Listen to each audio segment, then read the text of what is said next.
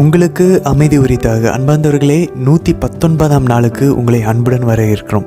இன்றைக்கி நம்ம 1 சாமுவேலில் 29ஆம் அதிகாரத்திற்கும் 30ஆம் அதிகாரமும் 31ஆம் அதிகாரம், இன்னி 3 அதிகாரம் வாசிப்போம். எல்லாம் சின்ன சின்னது தான், அதனால் 3 அதிகாரங்கள் வாசித்து அது கூடவே இன்றைக்கி ஒரு பிரம்மாண்டமான திருப்பாடல் 18ஆம் திருப்பாடல், ரொம்ப ரொம்ப ரொம்ப ஃபேமஸானது, எனக்கு பர்சனலாக ரொம்ப பிடித்த ஒரு திருப்பாடல். நம்ம ஏற்கனவே பார்த்தோம், தாவீது கடைசியாக எதிரி நாட்டில் போய் தஞ்சம் புகுந்தார், பிலிஸ்தீர்களின் நாட்டில். அதே போல் பிலிஸ்தீர்கள் திரும்பவும் பெரிய ஒரு போர், ஒரு பெரிய படையவே திரட்டி கொண்டு சவுலுக்கு எதிராக வந்து கொண்டு இருக்கிறார்கள்.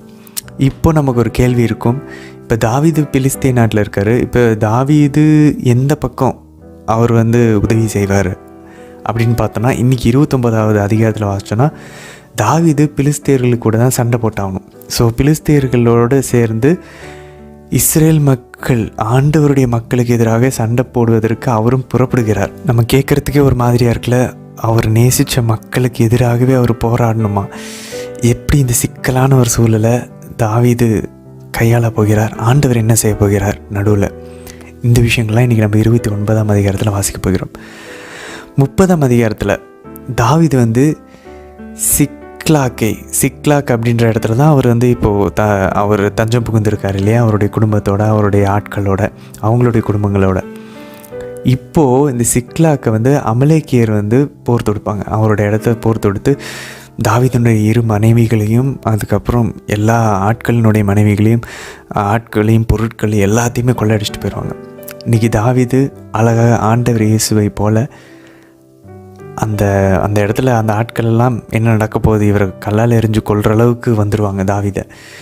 ஸோ தாவீது திரும்பவும் போய் போர் தொடுத்து அவருடைய குடும்பத்தை காப்பாற்றினாரா இல்லையா, அதையும் இன்னைக்கு 30ஆம் அதிகாரத்தில் நம்ம வாசிக்க போகிறோம். அதே போல் தாவீது ஆண்டவர் இயேசுவை போல் அங்கே இரக்கம் காட்டுறதையும் நம்ம இன்றைக்கி வாசிப்போம் 30ஆம் அதிகாரத்தில். 31ஆம் அதிகாரத்தில் அன்பார்ந்தவர்களே, மனம் திரும்புவார்னு வெயிட் பண்ணிகிட்டு இருந்த ஆண்டவர் சவுலுடைய கடைசி நிமிஷம் வரைக்கும் அவர் வெயிட் பண்ணார். இந்த பிலிஸ்தீர் கடவுளுடைய கடைசி, வேறு வழி இல்லாமல் கடவுளை அனுமதிக்கிற ஒரு விஷயமாக இருக்கலாம். சவுல் ஒரு வேளை மனம் மாறி இருந்தார்னா கண்டிப்பாக ஆண்டவர் அவருடைய இரக்கத்தில் ஏற்றுக்கொண்டிருப்பார். அவருடைய இரக்கத்துக்கு அளவே இல்லை. ஆனால் சவுல் இவ்வளோ நடக்கும்போது கண்ணு கட்டி விட்ட மாதிரி அரச பதவியே பிடிச்சிக்கிட்டு கடைசியாக ரொம்ப கொடூரமாக அவரும் அவருடைய பிள்ளைகளும், ஏன் இன்க்ளூடிங் யோனத்தான் அவருடைய மகன், அந்த நல்ல மனிதர், தாவீதுடைய நெருங்கின நண்பர் யோனத்தானும் ரொம்ப கொடூரமாக பரிதாபவிதமாக சாவதை இன்றைக்கி நம்ம பார்க்க போகிறோம். அன்னதில் யோனத்தான் அப்போவே தாவீதோட எஸ்கேப் ஆகிருக்கணும், ஓடி வந்திருக்கணும். அப்பா தான் சவுல், ஆனால் மோசமானவர்னு தெரிஞ்சும் போது அவர் விட்டுட்டு ஓடி வந்திருக்கலாம். ஆனால் தவறான ஒரு கூட்டத்தில் இருக்கும்போது அவர்களுடைய அந்த கடைசி முடிவே யோனத்தானுக்கும், சவுளுடைய முடிவே யோனத்தானுக்கும் வரதை இன்றைக்கி நம்ம பார்க்க போகிறோம். இன்றைக்கி திருப்பாடல் 18ஆம் திருப்பாடல், அழகான தாவீதினுடைய திருப்பாடல். ஆண்டவர் என்னைக்கு அவருடைய தாவீதுடைய எதிரிகளிடமிருந்து, குறிப்பாக சவுலிடமிருந்து அவருக்கு விடுதலை கொடுத்தாரோ, இன்றைக்கி சவுல் இறக்க போகிறார். சாமுவேல் இறைவாக்கினர் சொன்னது நடக்க போகுது. அந்த 24 மணி நேரம் முடிஞ்சிருச்சு. இன்றைக்கி சவுல் இறக்க போகிறார். ஸோ அந்த சவுலின் கையிலிருந்து தாவீதை ஆண்டவர் விடுவித்த போது இருக்கலே ரொம்ப பெஸ்ட்டான பாட்டு, நம்ம எல்லாருக்குமே ரொம்ப தெரிஞ்ச பாட்டும் கூட, ஆண்டவரே என் ஆற்றலாய் உள்ளவரே உமக்கே நான் அன்பு செய்கிறேன். அந்த பாடலை அழகாக இன்றைக்கி திருப்பாடல், இந்த திருப்பாடலில் தான் அது வந்திருக்கும். இதோட ஒரு இங்கிலீஷ் வெர்ஷன் பார்த்தோம் அப்படின்னாக்கா மை ஜீசஸ் மை சேவியர்ன்னு இருக்கும். அதில் ஒரு சில ஸ்டான்ஸா வரிகள் பார்த்தோன்னாக்கி இன்றைய திருப்பாடலேருந்து வரும். Mountains bow down and the seas will roar at the sound of your. அந்த வார்த்தைகள் எல்லாமே இன்றைய திருப்பாடலேருந்து வரும். அதே போல் இன்னொரு பிரிந்து போன சகோதரனுடைய பாட்டு, ஒரு சின்ன பொண்ணு, உள்ளம் கையில் வரைந்தவரே அப்படின்னு சொல்லி, அதில் உம்மாலே நான் சேனைக்குள் பாய்ந்திடுவேன், உம்மாலே நான் மதிலையும் தாண்டிடுவேன். அந்த வரிகளெல்லாம் அதுவும் இன்றைய திருப்பாடல் 18லிருந்து எடுக்கப்பட்டது.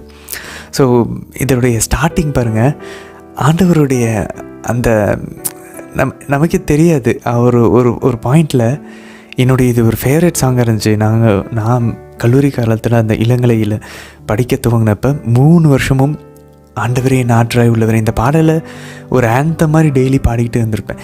எனக்கு தெரியாது, ஆனால் இப்போ 10 வருஷம் கழித்து அதை பார்க்கும்போது எவ்வளோ அழகாக உண்மையிலேயே கடவுள் என்னுடைய ஆற்றலாக தான் இருந்திருக்காரு அப்படின்னு சொல்லி. அதனால் எனக்கு இது பர்சனலாக ரொம்ப பிடிச்ச பாட்டு. அவருடைய அந்த திருப்பாடலுடைய முதல் வரி பாருங்கள், ஆண்டவரே என் ஆற்றலாக இருக்கிறாரே, உம்மிடம் நான் அன்பு கூறுகிறேன் அப்படின்வார். எல்லாம் முடிஞ்சதுக்கப்புறம் என்ன தெரியுமா அல்டிமேட்டாக வருது, ஐ லவ் யூ ஜீசஸ், உங்களை நான் அன்பு செய்கிறேன் ஆண்டவரே. அதுதான் கடைசியாக நிற்கும்.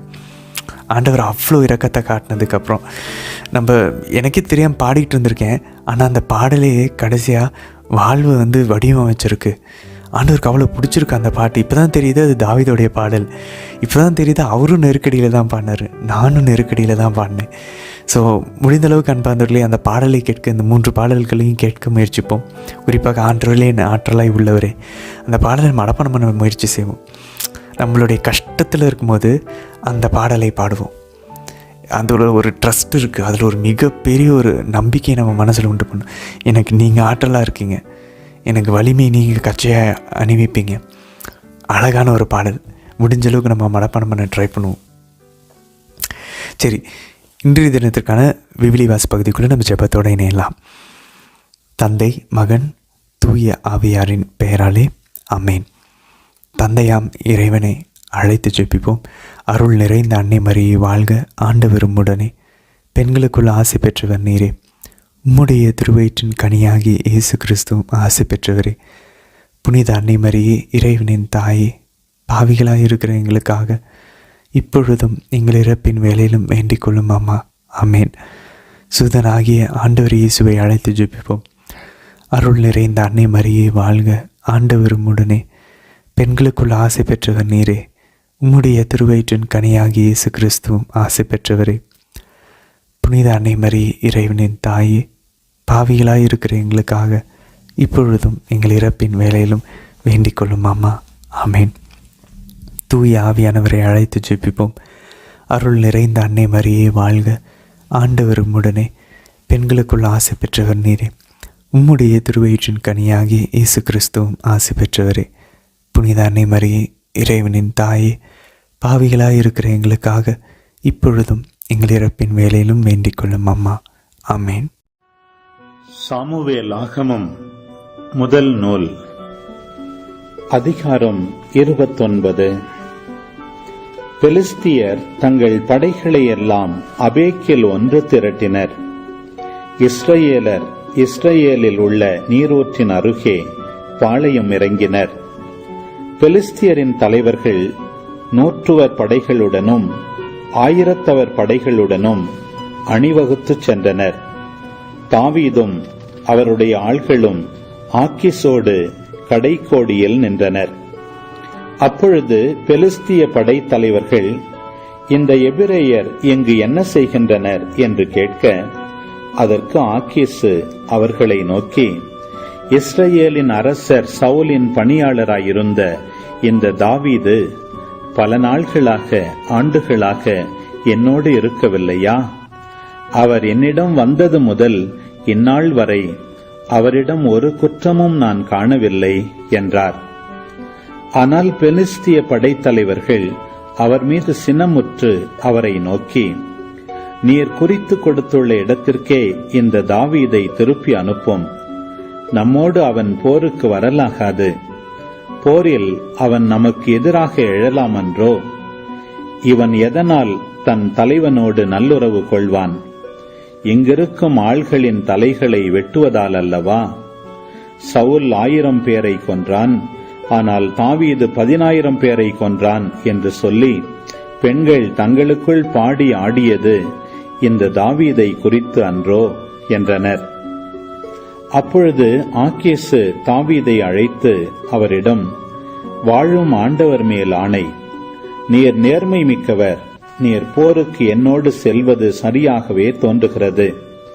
ஏனெனில் நீர் என்னிடம் வந்த நாள் முதல் இன்று வரை உம்மிடம் ஒரு குற்றமும் நான் காணவில்லை.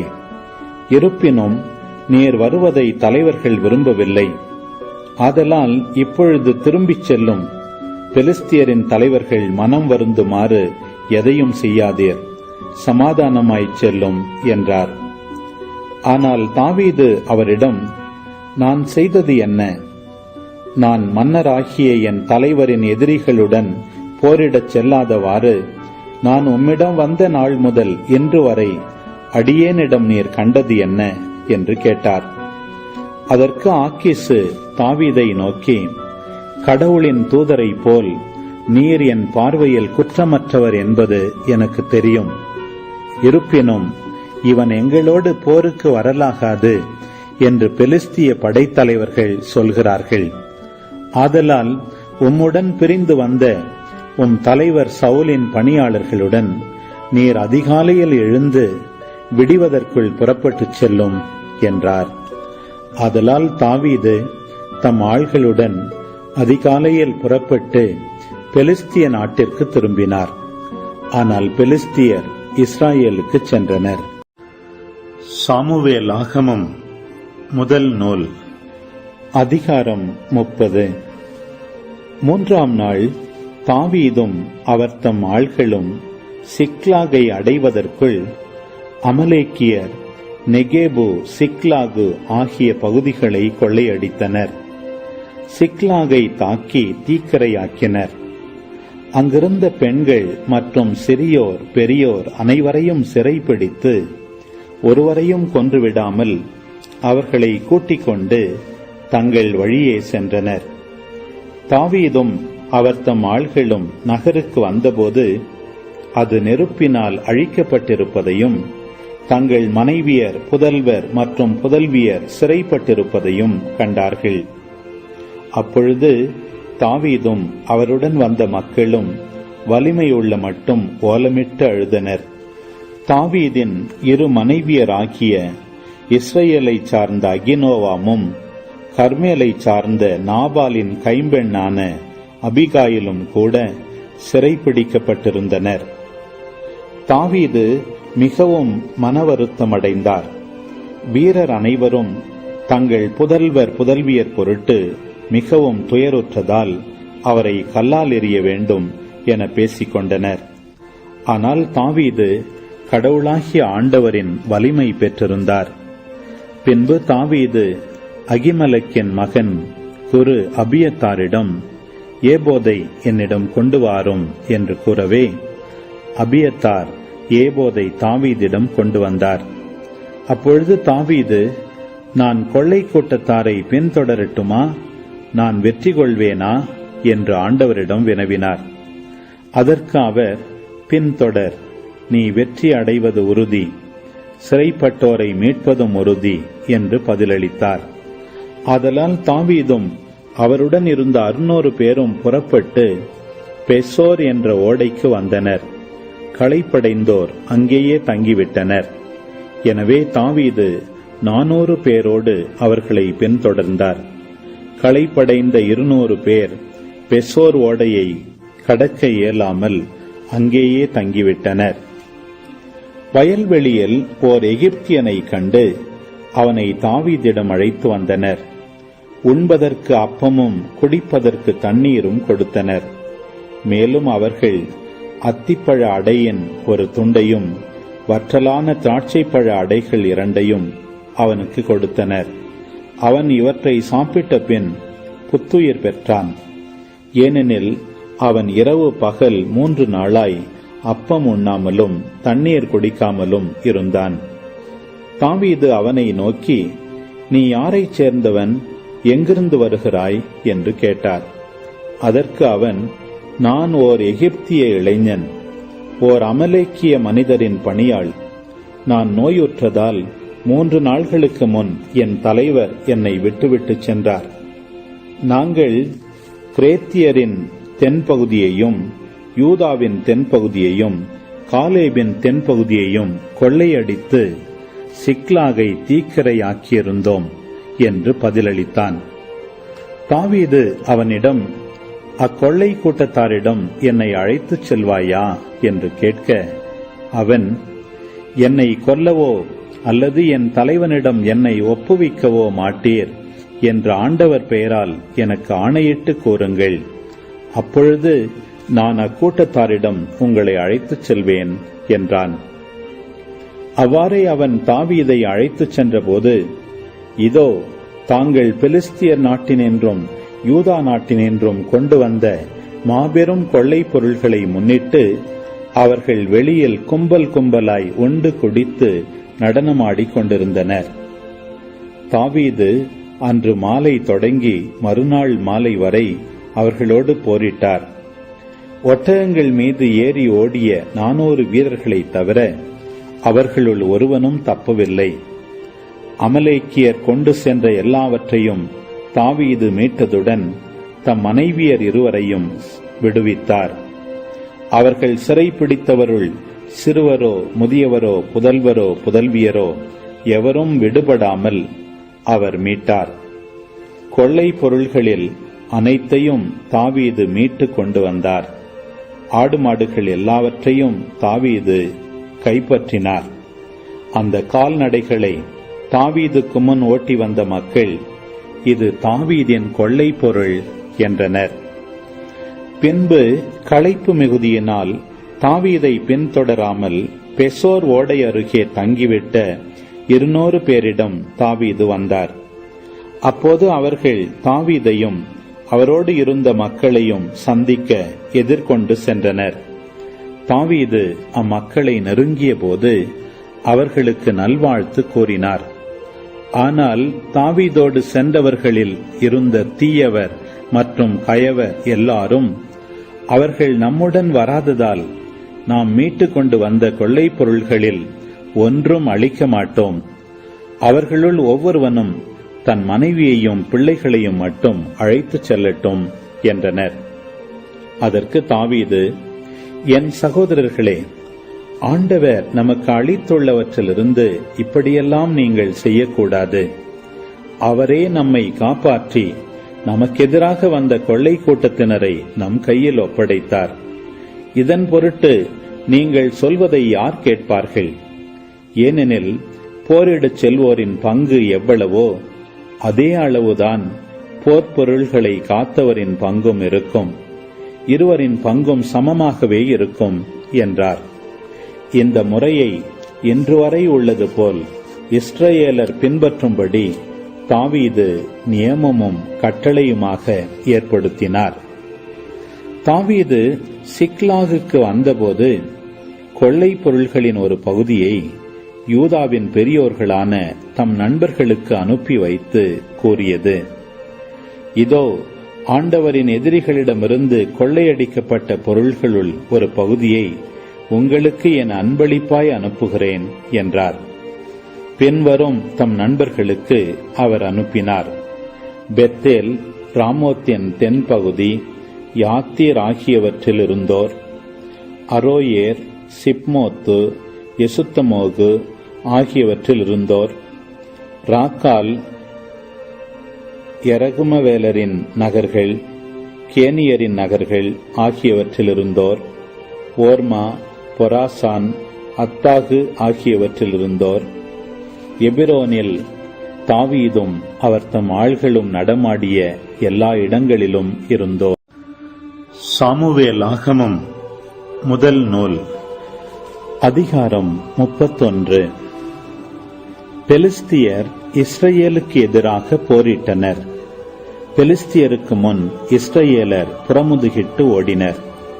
பலர் கில்போவா மலையில் வெட்டுண்டு வீழ்ந்தனர். பெலிஸ்தியர் சவுலையும் அவர் புதல்வர்களையும் பின்தொடர்ந்து அவர் தம் புதல்வர்களான யோனத்தான், அபினதாபு, மல்கிசுவா ஆகியோரை வெட்டி கொன்றனர். சவுல் இருந்த இடத்தில் போர் மிகவும் வலுத்தது. வில்வீரர் அவர் மீது குறிவைத்து தாக்க அவரும் அந்த வில்வீரர்களால் பெரிதும் காயமுற்றார். அப்பொழுது சவுல் தம் படைக்கலன் தாங்குவோனை நோக்கி, இந்த விருத்த சேதனமற்றோர் என்னை குத்தி கொன்று எனக்கு அவமானத்தை வருவிக்கா வண்ணம் நீ உன் வாளை உருவி என்னை குத்தி கொன்றுவிடு என்றார். ஆனால் அவருடைய படைக்கலன் தாங்குவோன் மிகவும் அஞ்சியதால் அதற்கு அவன் இசையவில்லை. ஆதலால் சவுல் தம் வாளை எடுத்து தாமே அதன் மீது வீழ்ந்து மடிந்தார். சவுல் இறந்து விட்டதை கண்ட அவருடைய படைக்கலன் தாங்குவோனும் தன் வாள் மீது விழுந்து அவரோடு மடிந்தான். இவ்வாறு சவுலும் அவரின் 3 புதல்வரும் அவருடைய படைக்கலன் தாங்குவோனும் மற்றும் அவர் ஆள்கள் எல்லாரும் அதே நாளில் ஒன்றாக இறந்தனர். இஸ்ரவேலர் புறமுதுகிட்டு ஓடிவிட்டனர் என்றும் சவுலும் அவர் தம் புதல்வர்களும் மடிந்தனர் என்றும் பள்ளத்தாக்குக்கு அப்பாலும் யோர்தானுக்கு கிழக்கேயும் இருந்த இஸ்ரவேலர் கண்டபோது அவர்கள் தங்கள் நகர்களை விட்டுவிட்டு ஓடிவிட்டனர். அதனால் பெலிஸ்தியர் வந்து அங்கே குடியேறினர்.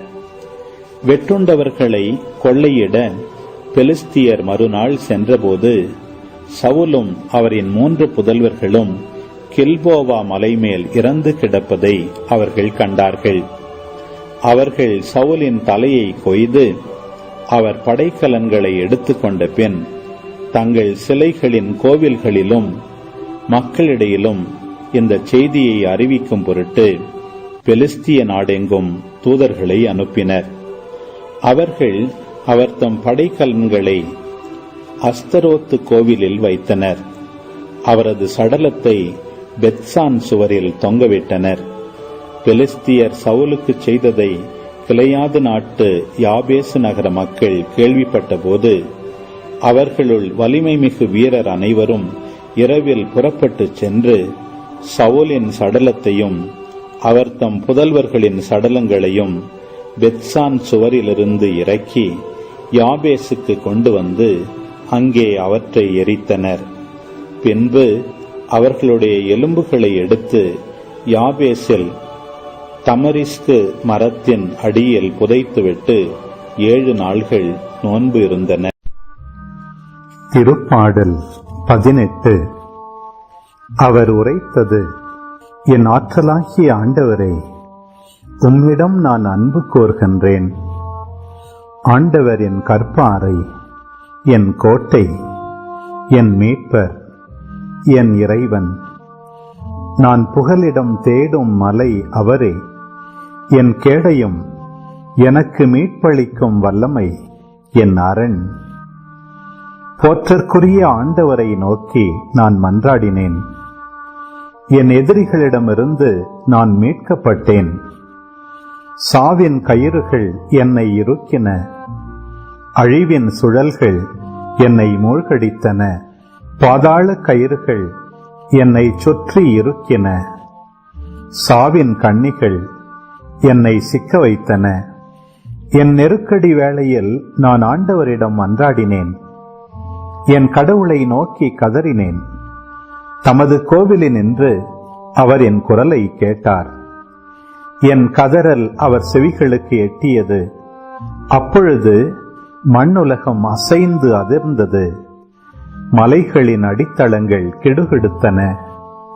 அவர் தம் கடுஞ்சினத்தால் அவை நடுநடுங்கின. அவரது நாசியினின்று புகை கிளம்பிற்று. அவரது வாயினின்று எரித்தழிக்கும் தீ மூண்டது. அவரிடமிருந்து நெருப்பு கனல் வெளிப்பட்டது. வானை தாழ்த்தி அவர் கீழிறங்கினார். கார்முகில் அவரது காலடியில் இருந்தது. கெரூபு மீது அவர் ஏறி பறந்து வந்தார்.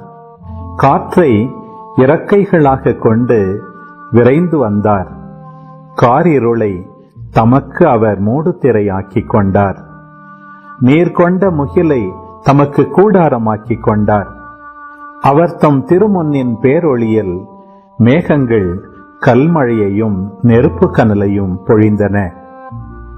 ஆண்டவர் வானங்களில் இடியென முழங்கினார். உன்னதர் தம் குரலை அதிரச் செய்தார். கல்மழையையும் நெருப்பு கனலையும் பொழிந்தார். தம் அம்புகளை எய்து அவர் அவர்களை சிதறடித்தார். பெரும் மின்னல்களை தெரித்து அவர்களை கலங்கடித்தார். ஆண்டவரே, உமது கடிந்துரையாலும் உமது மூச்சு காற்றின் வலிமையாலும் நீர்த்திரளின் அடிப்பரப்பு தென்பட்டது. நில உலகின் அடித்தளம் காணப்பட்டது. உயரத்தினின்று அவர் என்னை எட்டி பிடித்து கொண்டார். வெள்ளப்பெருக்கினின்று என்னை காப்பாற்றினார். என் வலிமை மிகு எதிரியிடமிருந்து அவர் என்னை விடுவித்தார். என்னை விட வலிமை மிகு பகைவரிடமிருந்து என்னை பாதுகாத்தார். எனக்கு இடுக்கண் வந்த நாளில் அவர்கள் என்னை எதிர்த்தார்கள். ஆண்டவரோ எனக்கு ஊன்றுகோலாயிருந்தார். நெருக்கடியற்ற இடத்திற்கு அவர் என்னை கொணர்ந்தார். நான் அவர் மனத்திற்கு உகந்தவனாயிருந்ததால் அவர் என்னை விடுவித்தார். ஆண்டவர் எனது நேர்மைக்கு உரிய பயனை எனக்கு அளித்தார். என் மாசற்ற செயலுக்கு ஏற்ப கைமாறு செய்தார். ஏனெனில் நான் ஆண்டவர் காட்டிய நெறியை கடைபிடித்தேன். பொல்லாங்கு செய்து என் கடவுளை விட்டு அகலவில்லை. அவர் தம் நீதி நெறிகளை எல்லாம் என் கண்முன் வைத்திருந்தேன். அவர் தம் விதிமுறைகளை நான் ஒதுக்கி தள்ளவில்லை. அவர் முன்னிலையில் நான் மாசற்றவனாயிருந்தேன். தீங்கு செய்யா வண்ணம் என்னை காத்து கொண்டேன். ஆண்டவர் என் நேர்மைக்கு உரிய பயனை அளித்தார். அவர் தம் பார்வையில் நான் குற்றமற்றவனாயிருந்தேன். ஆண்டவரே, மாறா அன்பர்க்கு மாறா அன்பராகவும் மாசற்றோர்க்கு மாசற்றவராகவும் நீர் விளங்குவீர். தூயோர்க்கு தூயவராகவும் வஞ்சகர்க்கு விவேகியாகவும் உம்மை நீர் காட்டுகின்றீர்.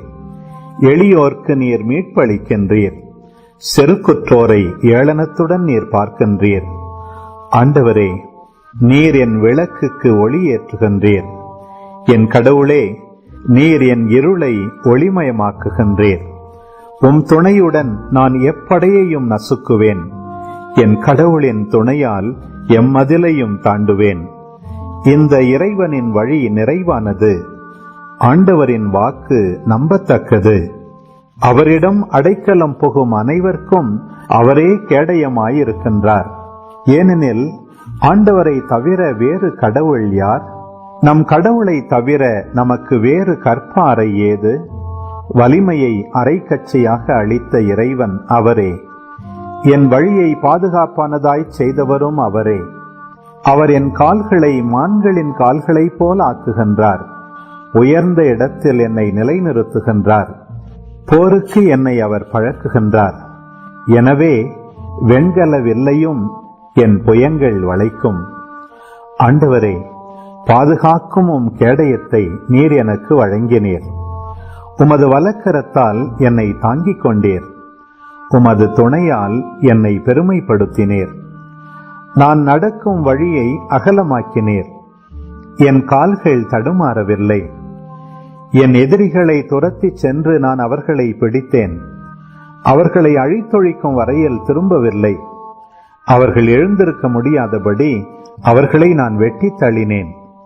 அவர்கள் என் காலடியில் வீழ்ந்தார்கள். போரிடும் ஆற்றலை நீர் எனக்கு அரைக்கச்சையாக அளித்தீர். என்னை எதிர்த்தவர்களை எனக்கு அடிபணியச் செய்தீர். என் எதிரிகளை புறமுதுகிடச் செய்தீர். என்னை வெறுத்தோரை நான் அழித்து விட்டேன். உதவி வேண்டி அவர்கள் கதறினார்கள். ஆனால் அவர்களுக்கு உதவுவார் யாரும் இல்லை. அவர்கள் ஆண்டவரை நோக்கி மன்றாடினார்கள். ஆனால் அவர்களுக்கு அவர் பதிலளிக்கவில்லை. எனவே நான் அவர்களை நொறுக்கி காற்றடித்து செல்லும் புழுதி போல் ஆக்கினேன். தெருச்சேரென அவர்களை தூர எறிந்து விட்டேன். என் மக்களின் கலகத்தினின்று என்னை விடுவித்தீர். பிற இனங்களுக்கு என்னை தலைவனாக்கினீர். நான் முன்பின் அறியாத மக்கள் எனக்கு பணிவிடை செய்தனர். அவர்கள் என்னை பற்றி கேள்விப்பட்டவுடன் எனக்கு பணிந்தனர். வேற்று நாட்டவர் என்னிடம் கூனி குறுகி வந்தனர். வேற்று நாட்டவர் உள்ளம் தளர்ந்தனர். தம் அரண்களிலிருந்து நடுங்கிக் கொண்டு வெளியே வந்தனர். ஆண்டவர் உண்மையாகவே வாழ்கின்றார். என் கற்பாரையாம் அவர் போற்ற பெறுவாராக. என் மீட்பராம் கடவுள் மாட்சியுறுவாராக. எனக்காக பழி வாங்கும் இறைவன் அவர். மக்களினங்களை எனக்கு கீழ்ப்படுத்தியவரும் அவரே. என் பகைவரிடமிருந்து என்னை விடுவித்தவரும் அவரே. ஆண்டவரே, என் எதிரிகளுக்கு மேலாக என்னை உயர்த்தினீர். என்னை கொடுமைப்படுத்தியவரிடமிருந்து நீர் என்னை காத்தீர். ஆகவே பிற இனத்தாரிடையே உம்மை போற்றுவேன். உம் பெயருக்கு புகழ் மாலை சாற்றுவேன். தாம் ஏற்படுத்திய அரசருக்கு மாபெரும் வெற்றியை அளிப்பவர் அவர்.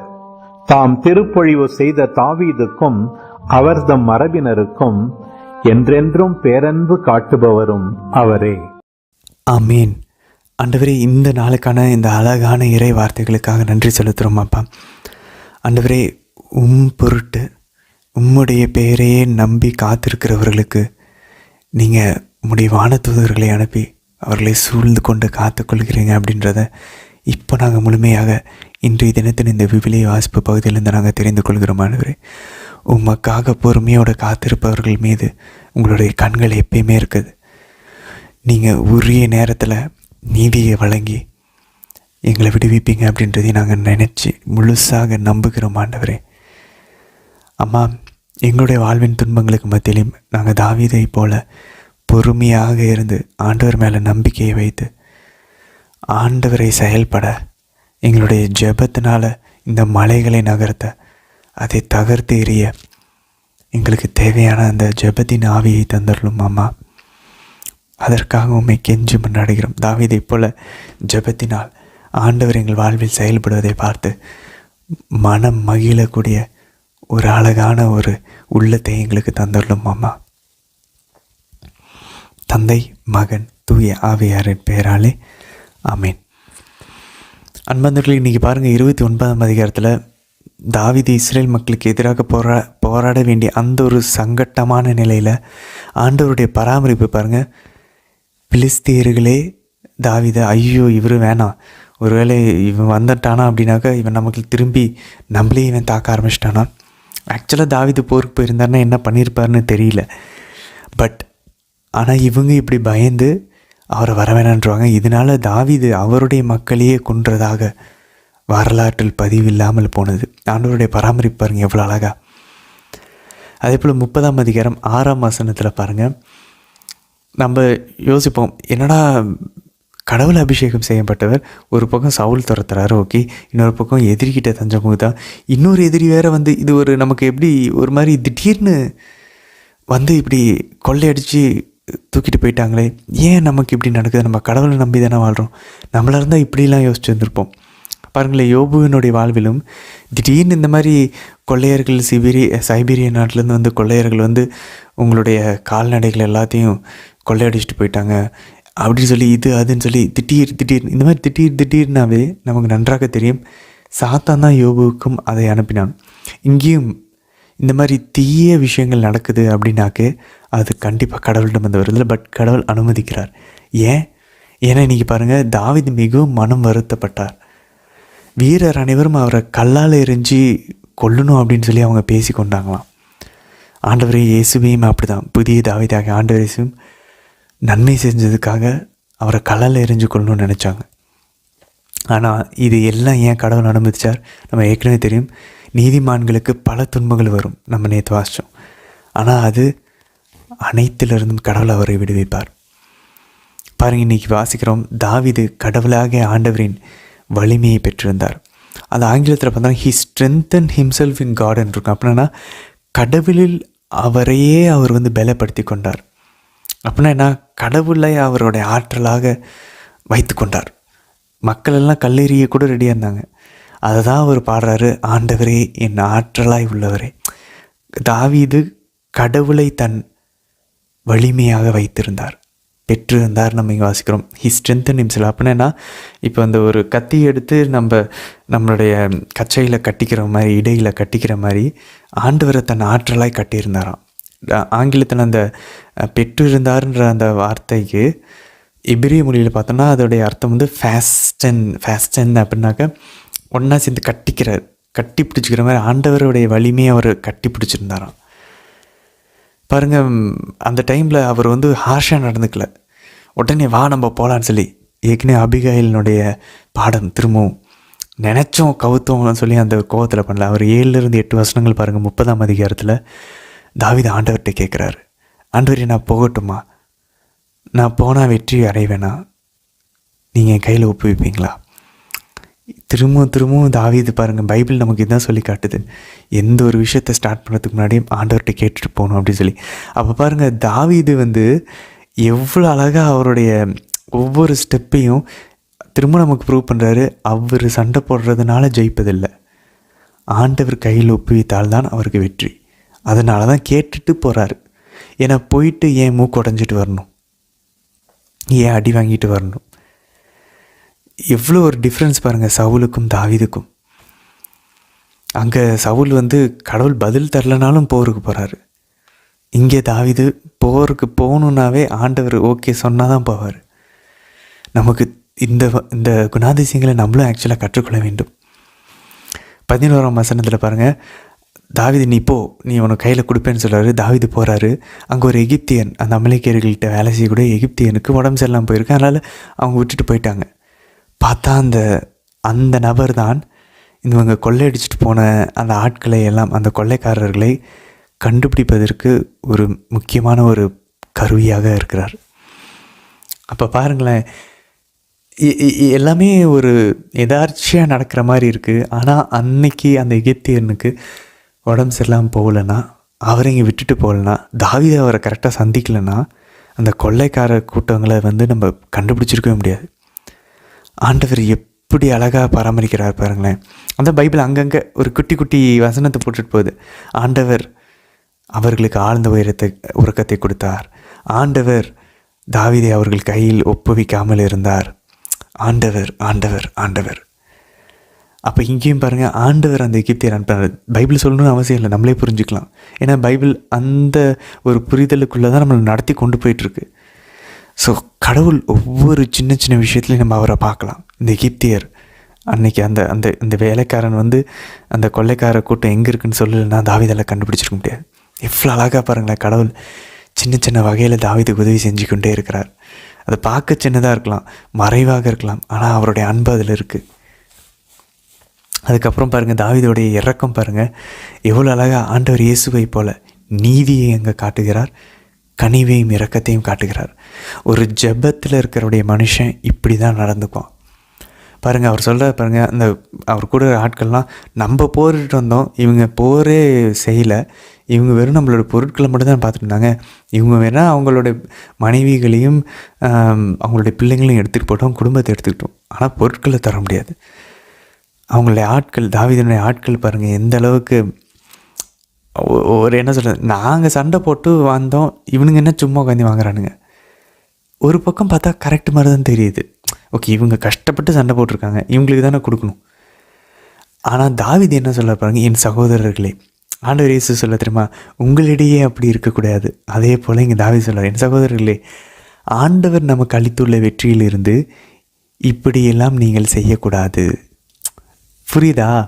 நீங்கள் அடைஞ்ச வெற்றியிலிருந்துனா நீங்கள் செய்யலாம், ஆனால் ஆண்டவர் கொடுத்த வெற்றியிலிருந்து நீங்கள் இப்படி செய்யக்கூடாது. அவரே நம்மை காப்பாற்றி நமக்கு எதிராக வந்த கொள்ளை கூட்டத்தினரை நம் கையில் ஒப்படைத்தார். இதன் பொருட்டு நீங்கள் சொல்வதை யார் கேட்பார்கள்? தாவீது பாங்க, நீங்கள் சொல்கிறதெல்லாம் யாரா கேட்பா? ஆண்டவர் என் கையில் கொடுத்தாரு. எவ்வளோ அழகாக பாருங்கள். இதுக்கு ஒரு நம்ம என்ன காரணங்களை கொடுக்கலாம் அப்படின்னாக்கா, ஒரு 4 காரணங்கள் நம்ம பார்க்கலாம். முதல் காரணம், எண்ணிக்கை 31ஆம் அதிகாரத்தில் 27ஆம் வசனத்தில் பாருங்கள், அன்னைக்கு மோசே வந்து மிதியான் நாட்டினர்களுக்கு எதிராக போர் தொடுத்து அவங்க ஜெயித்த போது அந்த கொள்ளையடிக்கப்பட்ட அந்த பொருட்களை என்ன பண்ணுறாங்க, பாதியாக பிரித்து பாதியை வந்து போருக்கு போனவர்களுக்கும் பாதியை வந்து மீதி இருந்த அந்த மக்களுக்கும் கொடுக்க சொல்கிறார் ஆண்டவர் சொல்கிறார் மோசேக்கிட்ட அந்த மாதிரி பண்ண சொல்லி. இதையே தாவீது என்ன பண்ணுறாரு, அவருடைய ஆர்மிக்குள்ளேயே போருக்கு போனவங்களுக்கும் போர் போகாதவங்களுக்கும் அதையே கொடுக்க சொல்கிறார். ஸோ இவர் வந்து ஆண்டவர் சொன்ன எண்ணிக்கையினுடைய அந்த சட்டத்தை இங்கே பின்பற்றுகிறார். அப்போ ஆண்டவருடைய உள்ளத்தை இவர் இங்கே பின்பற்றுகிறார். சரி, அப்போ இது எப்படி நியாயமாகும்? போருக்கு போனவங்களுக்கு தானே அதிகமாக கிடைக்கணும் அப்படின்னு சொல்லி நம்ம யோசிச்சோன்னா, இதை நம்ம வந்து அவர் சொன்ன அந்த வரியிலேருந்தே நம்ம 2வது காரணத்தை பார்க்கலாம். ஒன்று வந்து எண்ணிக்கை, ஆண்டவருடைய அந்த சட்டத்தை பின்பற்றுகிறார். இன்னொன்று அவங்களுக்கு கிடைக்கல. இப்போ நல்லா யோசிச்சு பார்ப்போமே, இப்போது இவங்க சண்டை போட்டதுனால தோற்றுருந்தாங்கன்னா எதுவுமே கிடச்சிருந்துருக்காது. இப்போ இந்த சண்டையே வந்திருக்காது, இந்த கொள்ளை பொருளை யார் பிரிச்சுக்கலாம். இப்போ இவங்க ஜெயிச்சிட்டாங்க, அதனால இப்போ இவங்க அதை வச்சுக்கிட்டு அவங்களுக்கு கொடுக்கலனா, இவங்க சண்டை போட்டு இவங்களுடைய பலத்தினால கிடைச்சது, அதனால் நாங்கள் இதை வச்சுக்கிறோம், நீங்கள் சண்டை போடல அதனால் நீங்கள் வாங்கக்கூடாது, அப்படி ஆயிரும். இப்போ கடவுள் கொடுத்த, அதனால தாவீது தெளிவாக சொல்லுகிறார், கடவுள் நமக்கு கொடுத்த வெற்றி, கடவுள் நம்ம எதிரிகளை நம்ம கையில் ஒப்புவிச்சதுனால தான் இது கிடச்சிருக்கு. அப்போது உங்களுக்கும் எனக்கும் இதில் எதுவுமே இல்லை, ஆண்டவர் கொடுத்தது, அதை எல்லோரும் சமமாக பகிர்ந்துக்கணும். நீங்கள் சண்டை போட்டதுனால இந்த கொள்ளை பொருள் உங்களுக்கு வரல. அவருடைய எண்ணம் அப்படி இருக்குது பாருங்கள். எவ்வளோ ஒரு ஜெப மனுஷன் எப்படி பார்க்குறாரு பாருங்களேன். நம்ம கூட நமக்கு அது புரியல பாருங்கள் ஃபஸ்ட்டு. ஆனால் இப்போ புரியுது. ஓகே, ப்ரேயர் பண்ணுற ஒரு மனுஷன் எப்படி பார்க்குறான்றது நமக்கு புரியுது பாருங்கள். கடவுள் கொடுத்த பொருளை, அதனால தான் பாருங்கள் 10ல் 1 பங்கு அதில் தான் வருது. ஆண்டவர் எனக்கு கொடுத்த சேலரி, ஆண்டவர் கொடுத்த வேலைன்னு நினச்சோன்னா அதை நம்ம எனக்காக மட்டும் வச்சுக்க மாட்டோம். அதில் எவ்வளோ ரிஸ்க்காக இருந்தாலும் 10ல் 1 பங்கையாவது எடுத்து ஏழைகளுக்கும் கோயிலுக்கும் ஆண்டவர் காரியத்துக்கும் கொடுக்கணும். ஸோ அதில் நம்ம சொல்கிறோம், என்னுடைய திறமையினால இது எனக்கு வரல, நீங்கள் கொடுத்தது. பட் என்னுடைய இந்த உலகத்தில் சர்வைவ் ஆகணுங்கிறதுக்காக 9 பங்கை நான் வச்சுக்கிறேன். 1 பங்கை மட்டும் எடுத்து ஆண்டவரே உங்களுக்காக நான் ஒரு காணிக்கையாக கொடுக்குறேன், ஒரு டோக்கன். நீங்கள் தான் எனக்கு இதை கொடுத்தீங்கன்றதை நான் என் செயலில் என் விசுவாசத்தை நான் செய்து காட்டுறேன், நிரூபித்து காட்டுறேன். இன்னொரு அழகான இதை இது நம்ம ஆண்டவருடைய ஊமையிலையும் பார்க்கலாம். புதிய ஏற்பாட்டில் மத்தேயு 20ஆம் அதிகாரம் 1-14 பார்க்குறோம்.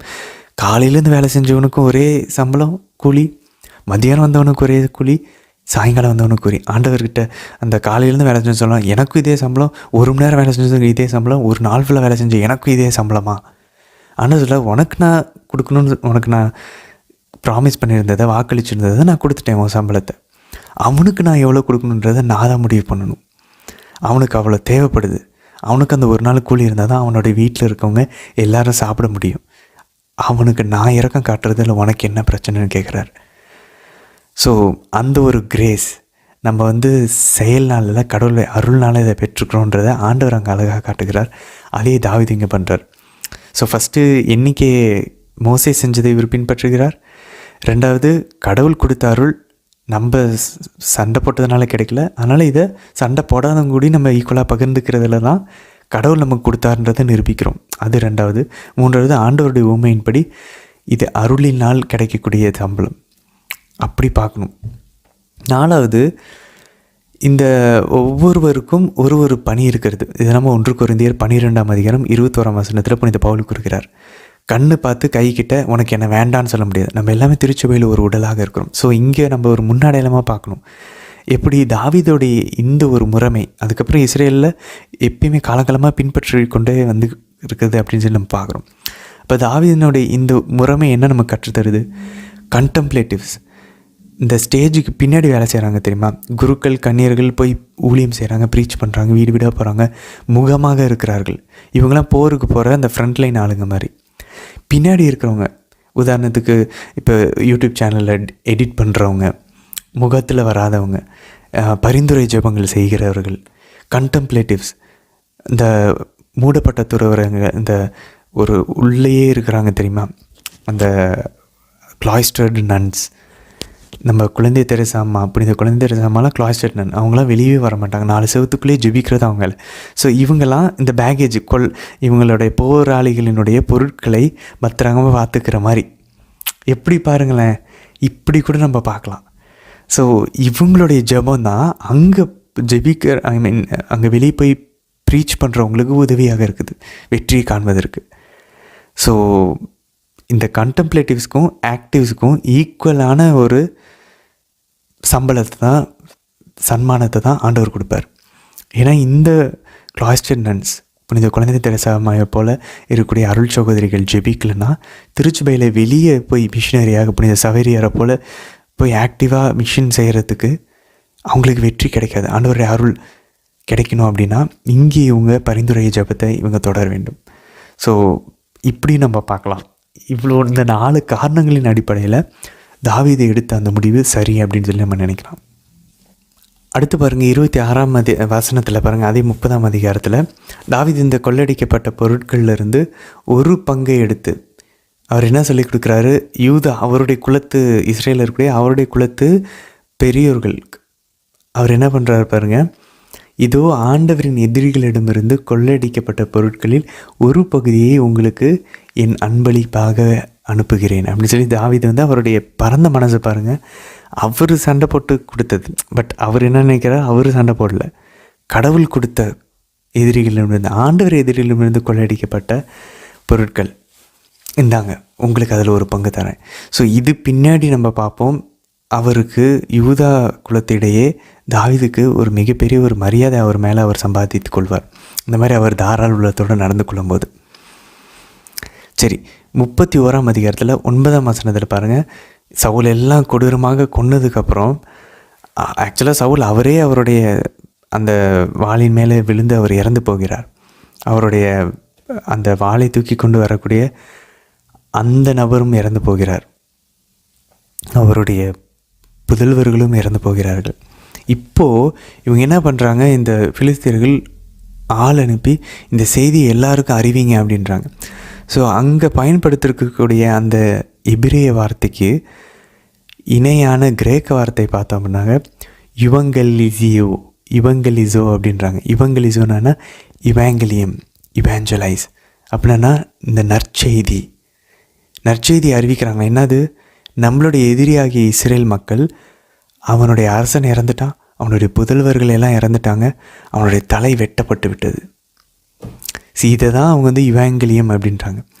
இதே கிரேக்க வார்த்தையை தான் கப்ரியேல் வானதூதர் இடையர்களுக்கு அறிவிக்கிறாங்க. லூக்கா நற்செய்தி 2ஆம் அதிகாரம் 10ஆம் வசனத்தில் இவாங்கலியம், உங்களுக்கு நான் டைடிங்ஸ் ஆஃப் குட் நியூஸ், ஒரு நற்செய்தியை உங்களுக்கு நான் கொண்டு வந்திருக்கேன் அப்படின்றாங்க. என்னது, உங்களுக்காக ஒரு மீட்பர் பிறந்துள்ளார். அப்படின்னா என்ன, சாத்தானின் தலை அறுக்கப்பட்டு விட்டது. எப்படி சவுலின் தலை அறுக்கப்பட்டதோ அதே போல் அவனுடைய தூதர்கள், அவனுடைய புதல்வர்கள், அவனுடைய வித்தாகிய சாவும் நோயும் அடிமைத்தனமும் பாவ அடிமைத்தனமும் எல்லாமே அறுக்கப்பட்டு விட்டது. அவனுடைய ஆர்மி, அவனுடைய விழுந்து போன வானதூதர்கள் எல்லாமே தோக்கடிக்கப்பட்டு விட்டது. இதை தான் நற்செய்தின்னு சொல்கிறோம். எப்படி ஆண்டவருடைய சிலுவை பாடுகளினாலும் இறப்பினாலும் உயிர்ப்பினாலும் ஆண்டவர் அதை ஜெயித்து விட்டார். இனி நம்ம சாத்தானுடைய பிள்ளைங்க கிடையாது. ஸோ பாருங்களேன், இந்த வார்த்தையை தான் நம்ம அங்கே பயன்படுத்துகிறாங்க நற்செய்தியாளர்கள். ஒரு நற்செய்தி, ஒரு டைடிங்ஸ். இந்த உலகம் இப்போ வேறு மாதிரி இருக்குது. ஆண்டவர் ஜெயித்து விட்டார்.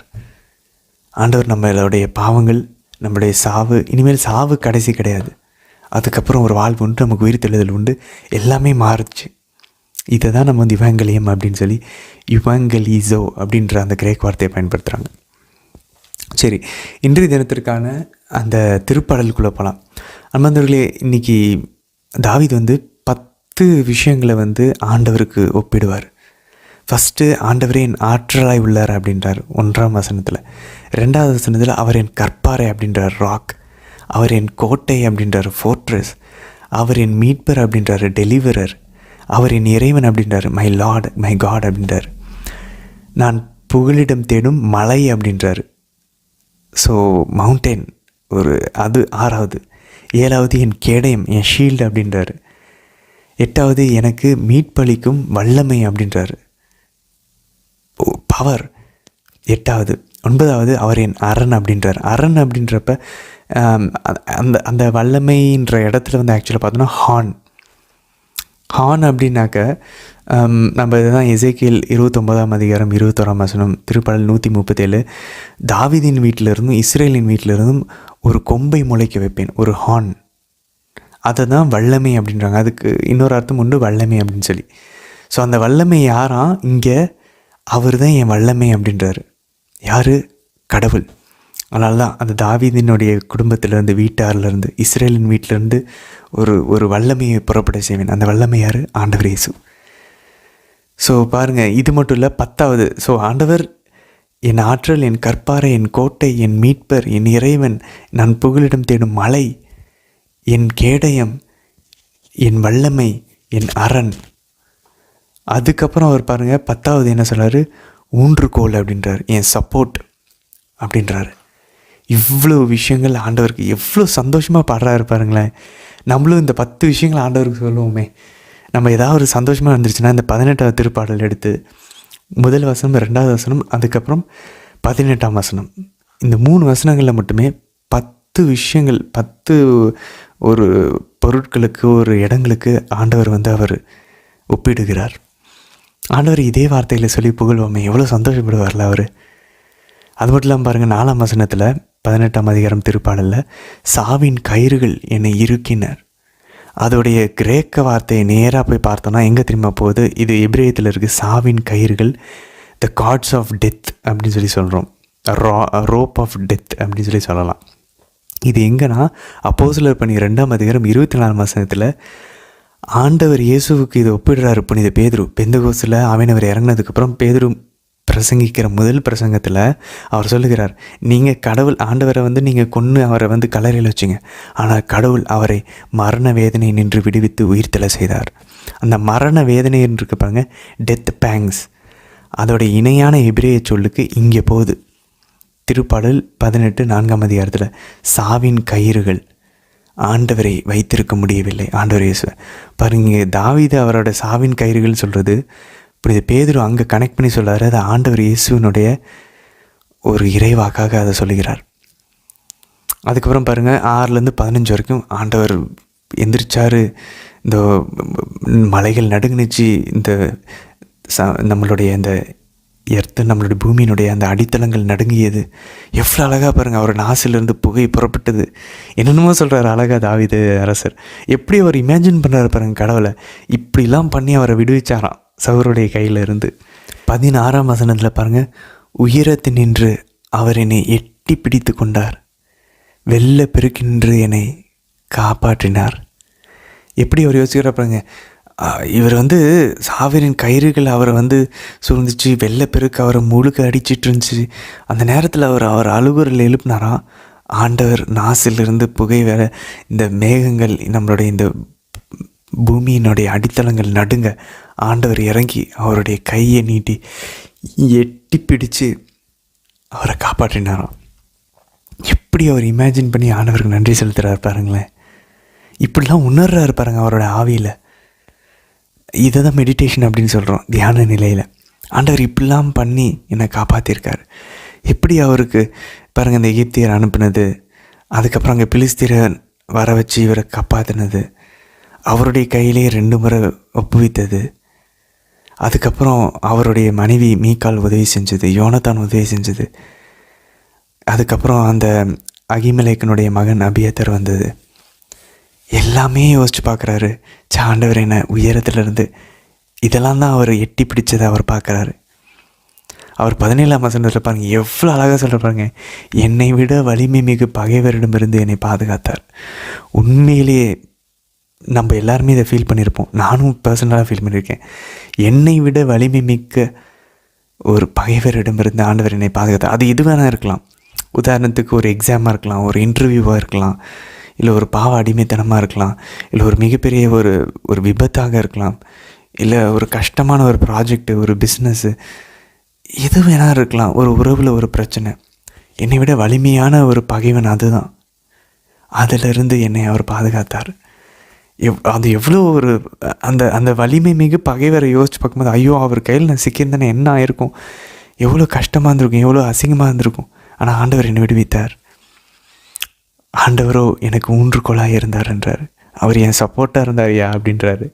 எப்படி ருசித்து அதை பார்க்குறாரு பாருங்கண்ணே.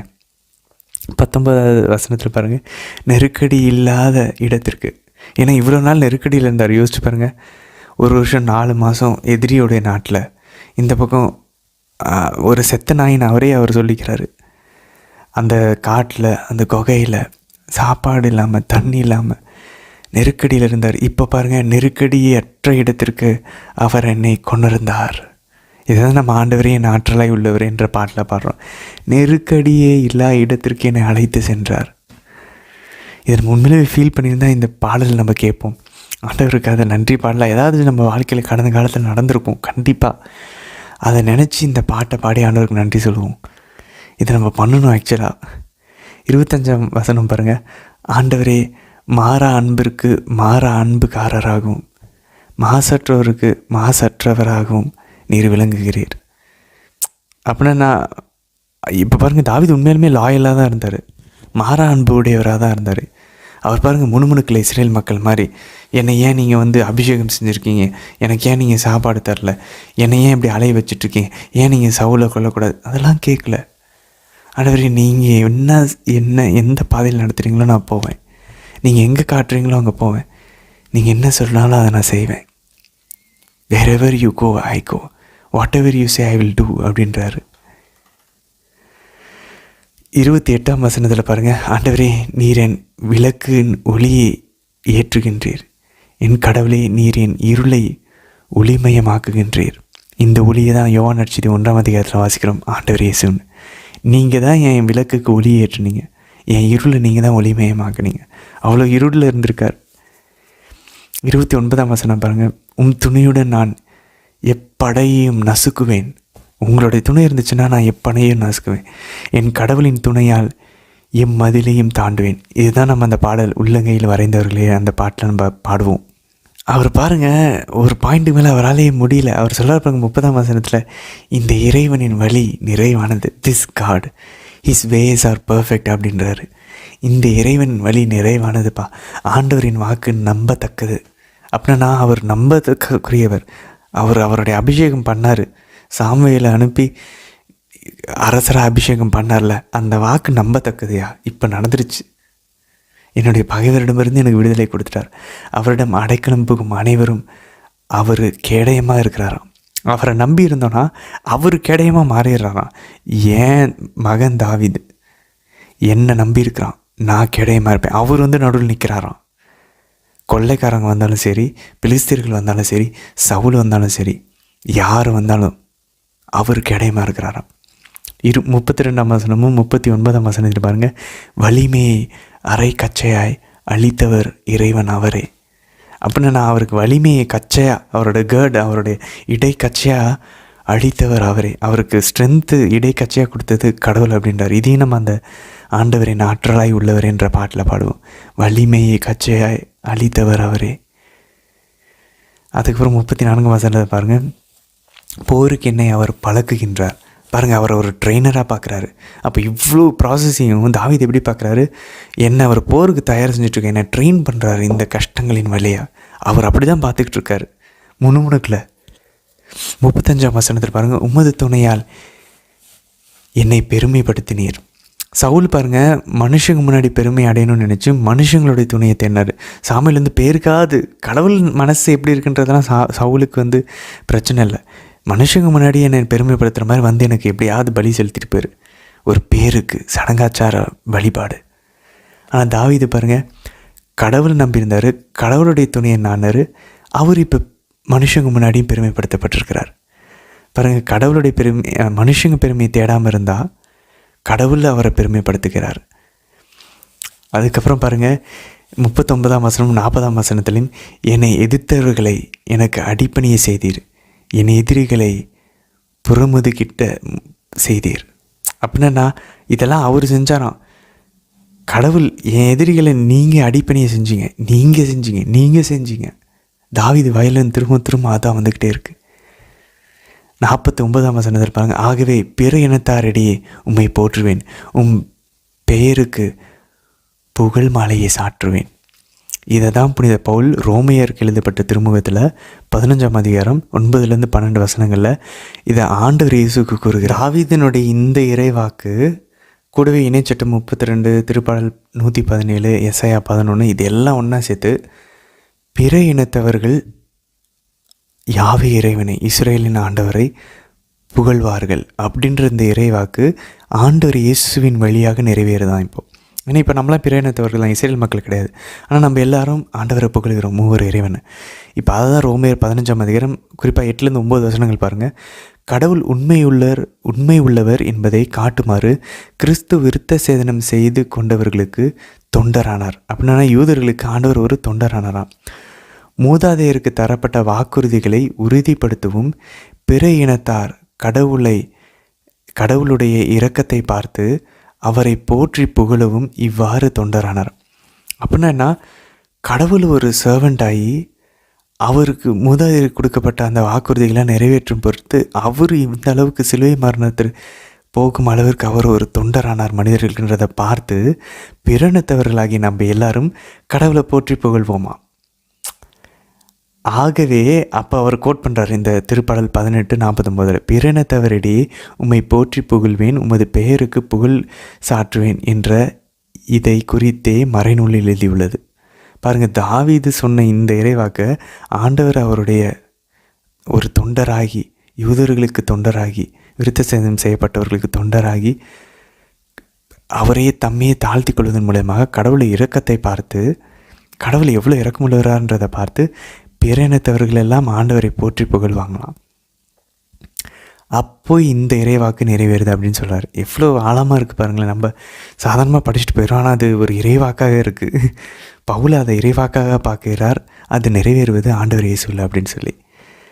அடுத்து பாருங்கள் 50ஆம் வசனத்தில், தாம் திருப்பொழிவு செய்த தாவீதுக்கும் அவர் தம் மரபினர்களுக்கும் என்றென்றும் பேரன்பு காட்டுபவரும் அவரே. பாருங்க, அந்த என்றென்றும்ன்ற வார்த்தை ஃபார் எவர் அப்படி ஒன்றும் நடக்கவே இல்லையே. நடுவில் அதுக்கப்புறம் சாலமனுக்கு அப்புறம் எல்லாம் உடஞ்சி போச்சு. ஆனால் லூக்கா நற்செய்தி 1ஆம் அதிகாரம் 32-33 கபிரியேல் வானத்து வந்து மாதா கிட்ட சொல்கிறாங்க, அவர் தந்தை தாவீதின் அரியணையை அவருக்கு கொடுப்பார். யாருக்கு? மாதாவுடைய வித்துக்கு. அவருடைய ஆட்சிக்கு என்றென்றுமே முடிவே இருக்காது. ஆண்டவர் பாருங்கள், இங்கே தாவீது சொல்கிற அந்த பேரன்பு, என்றென்றும் அவர் பேரன்பை காட்டுபவரும் அவரே. அது எங்கே நிறைவேறுது?